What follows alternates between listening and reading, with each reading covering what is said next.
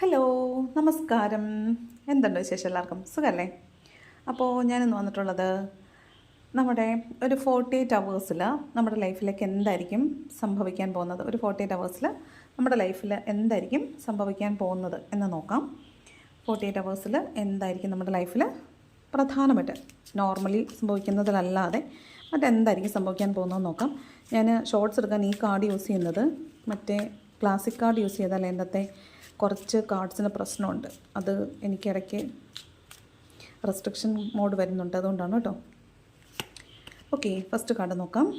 King of pentacles ആണ്. എന്ത് വേണം? ഇഷ്ടം പോലെ കാശ്, എത്ര കാശ് വേണോ അത്രയും കാശ് കേട്ടോ. അപ്പോൾ നിങ്ങൾ ധൈര്യമായിട്ട് മാനിഫെസ്റ്റ് ചെയ്തോളൂ. 48 അവേഴ്സിൽ നിങ്ങൾ എത്ര രൂപ മാനിഫെസ്റ്റ് ചെയ്യുന്നോ അത്രയും രൂപ നിങ്ങൾക്ക് ലഭിക്കുന്നതായിരിക്കും. എന്ന് കരുതി ഒരു 2 കോടി ഇങ്ങതാ 3 കോടി ഇങ്ങതാന്ന് പറയരുത്. നിങ്ങളുടെ കൊച്ചു ആവശ്യങ്ങളൊക്കെ തൽക്കാലം ഒന്ന് തട്ടുമുട്ടി പോകാൻ, 48 മണിക്കൂറിനകത്ത് തട്ടുമുട്ടി പോകാനുള്ള പൈസയ്ക്കുള്ള മാനിഫെസ്റ്റേഷൻസ് നടത്തുക. അത് നിങ്ങൾക്ക് പോസിബിൾ ആകും. കിങ് ഓഫ് പെൻറ്റക്കിൾസ് ആണ്, 10 ഓഫ് പെൻറ്റക്കിൾ ഒന്നും അല്ല കേട്ടോ. കിങ് ഓഫ് പെൻറ്റക്കിൾസ് ആണ്. ഇഷ്ടം പോലെ വേണം എന്നാണ്. അപ്പോൾ നന്നായിട്ട് പ്രാർത്ഥിച്ചോളൂ, നന്നായിട്ട് മാനിഫെസ്റ്റ് ചെയ്തോളൂ. മണി മാനിഫെസ്റ്റേഷൻ ചെയ്യുമ്പോൾ നിങ്ങൾ മണി ഹോപ്പണൊപ്പം ചെയ്യാൻ മറന്നു പോകല്ലേ.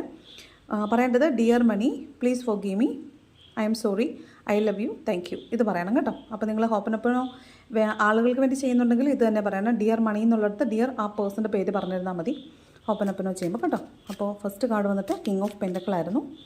രണ്ടാമത്തത് ഈ ഹോപ്പണൊപ്പനോ ചെയ്യുന്നത് നമ്മൾ അവരോട് എന്തെങ്കിലും കർമ്മ ചെയ്തിട്ടുണ്ടെങ്കിൽ, ബാഡ് കർമ്മ ചെയ്തിട്ടുണ്ടെങ്കിൽ റിലീസ് ആവാൻ വേണ്ടിയിട്ടാണ് കേട്ടോ. രണ്ടാമത്തെ കാർഡ് വന്നിട്ട് 4 ഓഫ് വാണ്ട്സ് ആണ്. അതായത് നിങ്ങൾ നിങ്ങളുടെ പാഷനെ പിന്തുടർന്ന് പോകുന്നുണ്ടെങ്കിൽ, അല്ലെങ്കിൽ നിങ്ങളുടെ പാഷൻ എന്ന് പറയുന്നത് ലവ് ആകാം, അല്ലെങ്കിൽ നിങ്ങളുടെ ഒരു പാഷൻ, ഒരു അഭിനിവേശം, നിങ്ങൾ ഇഷ്ടപ്പെട്ട് ചെയ്യുന്ന ഒരു ജോലിയാകാം. ഈ 2 കാര്യങ്ങളിൽ ഏതിലെങ്കിലും ഒരു ഫസ്റ്റ് ലെവൽ അച്ചീവ്മെൻറ്റ്, നിങ്ങളിപ്പോൾ ഒരാളെ ഇഷ്ടപ്പെടുന്നുണ്ടെങ്കിൽ അയാൾ നിങ്ങളോട് തിരിച്ച് ഇഷ്ടമാണെന്നുള്ള രീതിയിലൊരു എന്തെങ്കിലും ഒരു ക്ലൂ നിങ്ങൾക്ക് കിട്ടാൻ സാധ്യതയുണ്ട്. അല്ലെങ്കിൽ നിങ്ങൾക്ക് ഇപ്പോൾ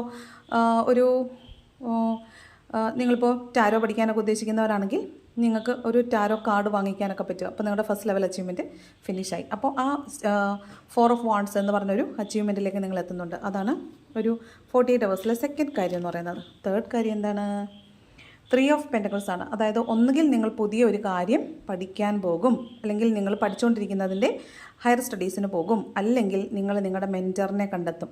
നിങ്ങൾ നിങ്ങളുടെ പ്രശ്നങ്ങൾ പരിഹരിക്കാനോ അല്ലെങ്കിൽ നിങ്ങളുടെ ലൈഫിലെ പ്രശ്നങ്ങൾക്ക് ഒരു പരിഹാരം ഉണ്ടാക്കാനോ വേണ്ടി നിങ്ങൾ ആരെങ്കിലും ഗൈഡൻസിന് വേണ്ടിയിട്ട്, ചിലപ്പോൾ ഒരു ടാറോ റീഡിംഗ് എടുക്കുന്നതാവാം, ഒരു പേഴ്സണൽ കൗൺസിലിംഗ് എടുക്കുന്നതാവാം, സൈക്കോളജിക്കൽ കൗൺസിലിംഗ് ആകാം, ഒരാളെ സമീപിച്ച് നിങ്ങളുടെ പ്രശ്നങ്ങൾക്ക് പരിഹാരം കണ്ടെത്താൻ ശ്രമിക്കുന്നു എന്നുള്ളതാണ് മൂന്നാമത്തെ കാർഡ് പറയുന്നത്. Okay, thank you.